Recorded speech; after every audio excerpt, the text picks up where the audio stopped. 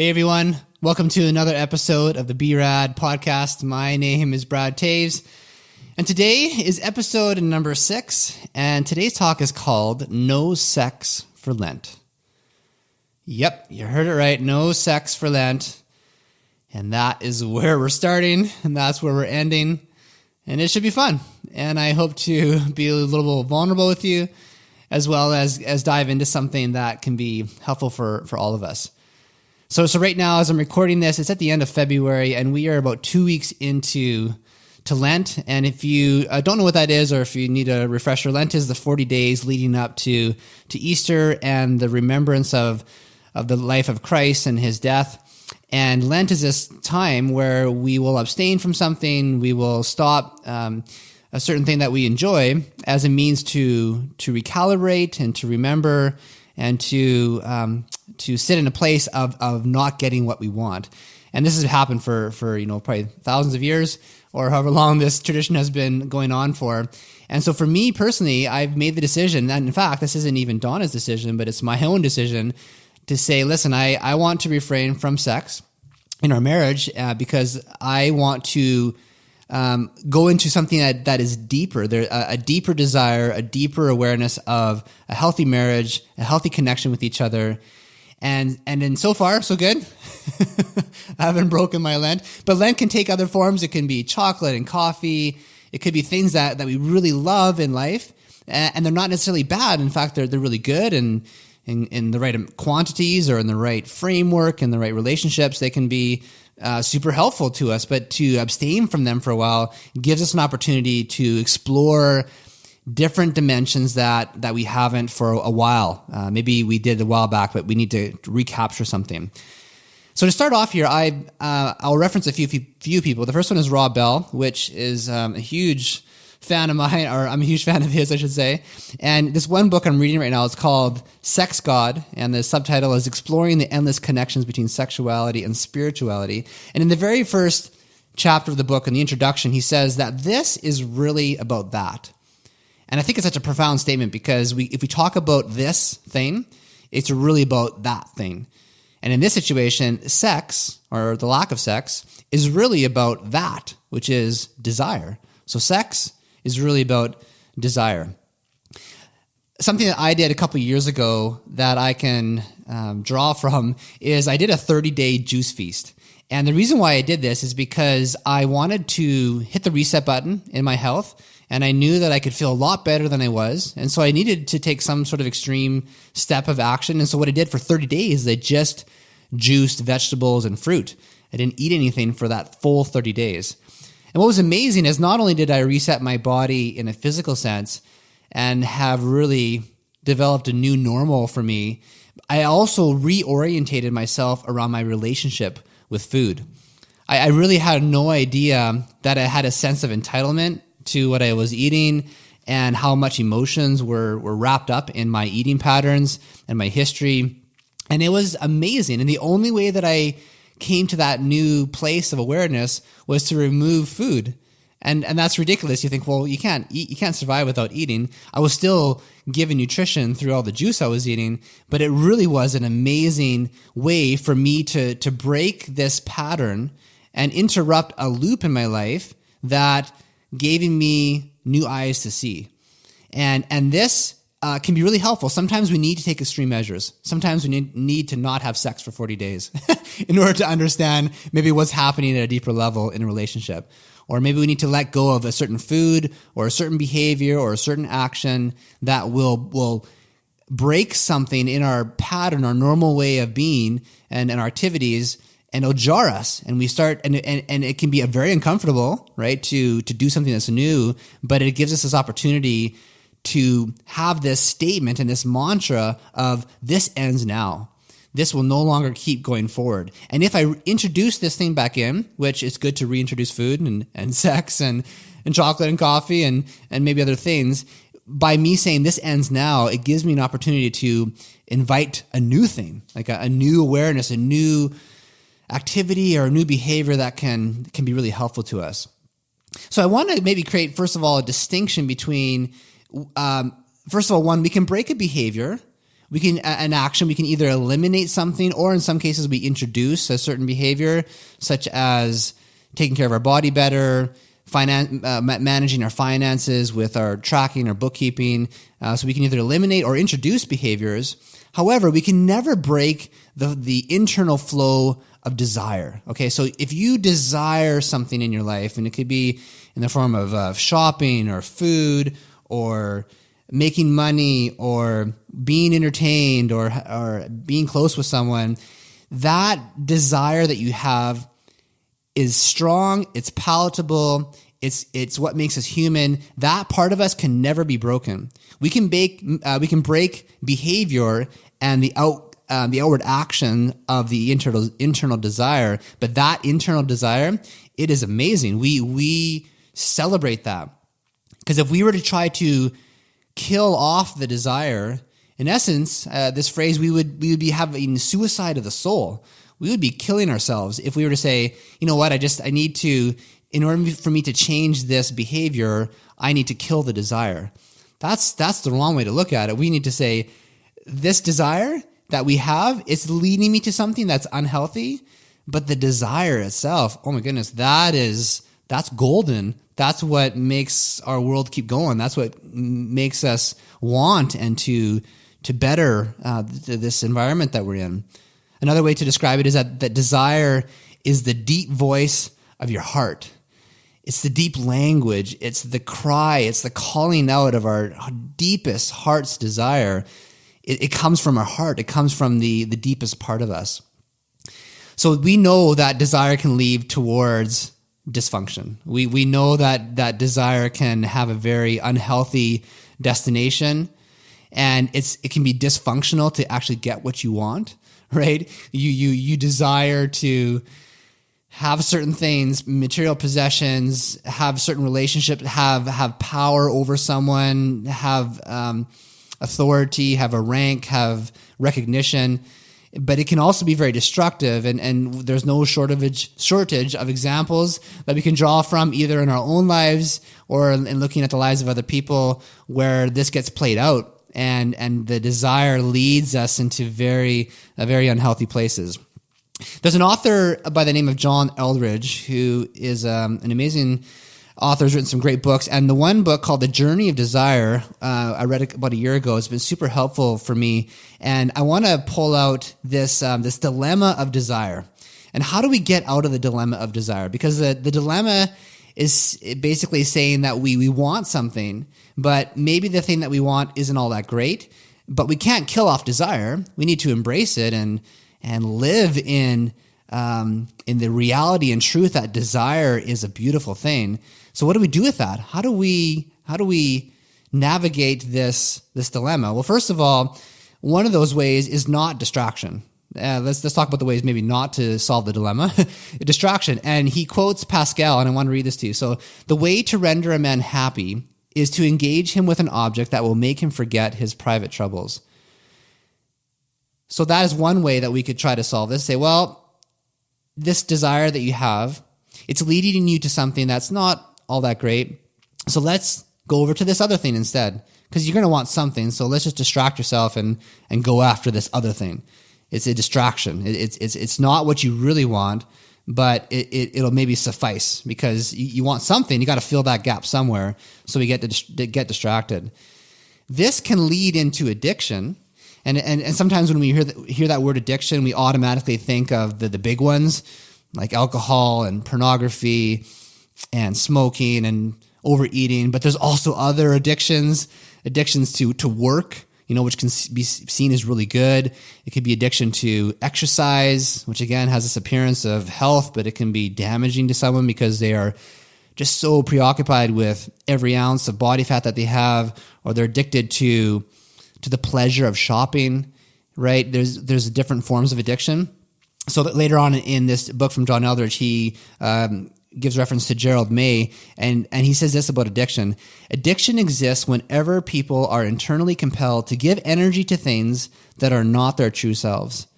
Addiction sidetracks and eclipses the energy of our deepest, truest desire for love and goodness. We succumb because the energy of our desire becomes attached, nailed to specific behaviors, objects, or people. So what starts off as a desire, which is inherently good, can lead to a distraction, which is not what we really want, but it's kind of like a false illusionary sense of happiness. And then when we succumb to this energy, we become addicted, and we're giving our full energy and our desire to specific things. And we know that it doesn't quite fulfill us because we keep going back. We keep going back to whatever it is that we are addicted to, and we think that we believe that we want it, and that part is true, but we know it doesn't satisfy. And so we keep in this cycle, and we come back over and over again to the things that we are addicted to. So one thing we can't do is we can't blame desire. We can't say, well, I just wish I didn't desire, and if we just cut that off, then it solves the problem. Because if you do that, then there's no hope. If there's no desire for something that is good, something that can be pleasurable to us, we will lose hope, and that's definitely not a good place to land.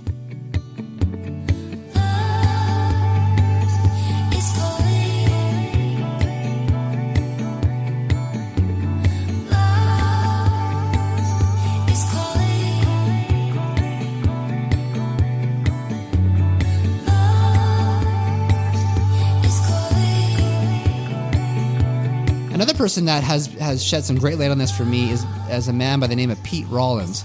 And I first heard about him through the Rob Cast, which is Rob Bell's podcast. And he describes the difference between melancholy and depression. This is fantastic. So he describes this. Depression is when you don't get what you want, but you still want it. There's a longing in the lack of. So you haven't gotten it, but you still want it, so you're depressed. On the flip side, melancholy is when you actually get the thing that you want, but now you don't want it anymore. And then you're left with the thing that you've always wanted. You wanted the relationship. You wanted to have the kids. You wanted to purchase the house. You wanted to create the thriving business. And now there's a melancholy ache inside of you because you've got it, but it didn't satisfy you. And in that case, there's a poison in the possessing. You possess the thing, but somehow it's poisoned you internally, and you don't know what to do with it. So we swing back and forth between this depressive state and melancholic state. And both really aren't that helpful because on one hand, you don't get the thing, and the other hand, you do get the thing. But in both situations, you're not happy. Joy has eluded you. You're not satisfied. So Pete Rollins goes on to describe it as this, is that the object of desire, that achievement, that reaching of the goal is different from the cause of desire, the fulfillment along the way. And when we separate these two, this is where it becomes dangerous, because we say, here is the object of my desire. I am wanting this thing. But on the other side, there's also this cause of desire, this why do you want this? What is moving you towards this thing? So whether you get it or whether you don't get it, there's a sense of urgency inside of you that is moving you towards it. And this is the desire beneath the desire. And I believe that when we enter into a season of Lent, whether it's like this particular 40-day period that we're in right now, or a juice feast that I did years ago, we're entering into like getting to a deeper root of the desire beneath the desire. And this, I think, is the doorway into helping disseminate or to resolve this desire's dilemma, the dilemma of desire. How do we reconcile the fact that we want something, and if we get it, we may not be happy. If we don't get it, we're not going to be happy. How do we solve that dilemma? And here is a way out of this. If we can see that the object of the desire and the actual cause of desire are the same thing, then we have a hope of discovering a joy and a freedom in the same place. So you're the thing that you're wanting and the reason why you want it, if you can live in the tension of that place, then we have a shot at freedom. We have a shot of being satisfied in the dissatisfaction. C.S. Lewis described it like this. He said, experiencing a possible world that doesn't quite exist yet. And the joy is the pleasure you get in not getting what you want. Is that possible? Can we experience happiness and joy when we don't get the thing that we want, but we still want it? That sounds like such a paradox to me. I I understand it intellectually, and I've had little tastes of it, but I think that is a way for us to kind of reconcile this dilemma of the desire that we're in. Rob Bell, in that same book that I was referring to, he says freedom is going without whatever we crave, and we're okay with it. We're fine with it. As opposed to freedom being, I can make this happen. I want this. I'm going to go after it, and my freedom is in my deliberation or my determination to get it. But actually, no. Maybe freedom is going without the thing that you actually want, and you know what? You're still okay. You're going to be okay with that. So if we are open to the entertaining this idea, and if our heart is open to it, and if we are removing ourselves from the object of our desire, and we've given ourselves a buffer there and say, for a period of time, I'm not going to want this, or I'm not going to give myself into this, then we sit in the tension of it because we still want it, but we know we can't have it. Can we have joy there? And here's two things that I think that are really helpful. So one, the end goal, it doesn't give you as much as it promises. Is that true in your life? Does that ring true? The goal that you're going after, does it give you everything that it promises? Be it the achievement in your business, the achievement in your health, and the goals are good. This is not even to discredit goal setting and achievement. It's all good, but does it promise you everything that it offers? On the flip side, the struggle that you are in as you work towards the goal, you want the thing, and you want to have the thing, but you also are wanting the thing, and the desires there. That struggle will give you a lot more than it promises. That there's a subtlety there, because our culture does not necessarily promote or advertise the reward in the struggle. For those who have endured the struggle, they know what that's about. But I think as a society, we are gravitated towards the immediate gratification. We want that. We want it to be quick and fast, and we don't want to wait for anything. We don't want to sit in the struggle as if that's going to somehow not be what we want, which in essence is we don't want it. We want it now, and in our convenient society, it's certainly hard to fight against that. Going back to John Eldridge's book, he says this: contentment is not freedom from desire, but it's freedom of desire. Being content is not pretending that everything is the way you wish it to be. It's not acting as though you have no wishes, but rather it is no longer being ruled by your desires, being controlled by them. We don't want to be free from desire itself. No, hell no. I don't want to be free from my desire to advance in my life, to raise conscious awareness, to be a better husband, to be more productive, to find the rhythm and flow of my life. I'm grateful for the ways in which people have been dissatisfied, and they have furthered us in our human experience through technology, through new ideas, through policies. I'm so grateful for all of that. And yet we don't, the freedom is not to freedom from the desire, but freedom that we don't want desire to take over us, where all of a sudden it's controlling us. And I think we do that by sitting in this tension of not getting what you want. So, to sum this up, so what's better than the pleasure of sex? It's the pleasure you get in not getting sex, even though you want it.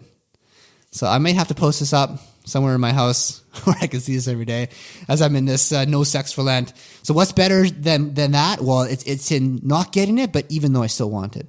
So maybe what's that for you? What's better than the pleasure of that food that you really love? Well, it's the pleasure you get in not getting the food, even though you really want it. Or what's the pleasure in getting objects that you buy, so you're purchasing, big purchases, small purchases? It's the pleasure you get in refraining from not getting it, even though maybe you could afford it, but you still want it.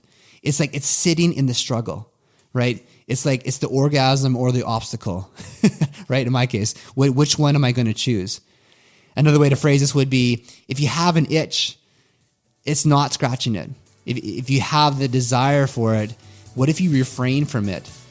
Maybe for a period of time, right? And this period of Lent can be one of those seasons where you give yourself that space to say, I can have this thing, and it's not unhealthy, and it's good for me, it's for another person, I'm not hurting another individual, but to not have it, what would it do inside of me? What could it also bring up inside of me? To have the itch, but to not scratch it.